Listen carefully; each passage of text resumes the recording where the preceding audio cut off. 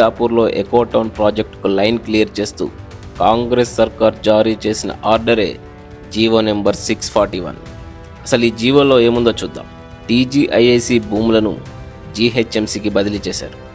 Hyderabad integrated municipal solid waste management limited ఆధ్వర్యంలో ఇక్కడ solid waste processing unit నిర్మించేందుకు అధికారికంగా అనుమతులు మంజూరు చేశారు. అయితే స్థానిక ప్రజల భాగస్వామ్యం లేకుండా పర్యావరణ అనుమతుల విషయంలో పూర్తి అవగాహన కల్పించకుండా ఈ జీవోను రహస్యంగా తెచ్చారనేది స్థానికుల ఆరోపణ.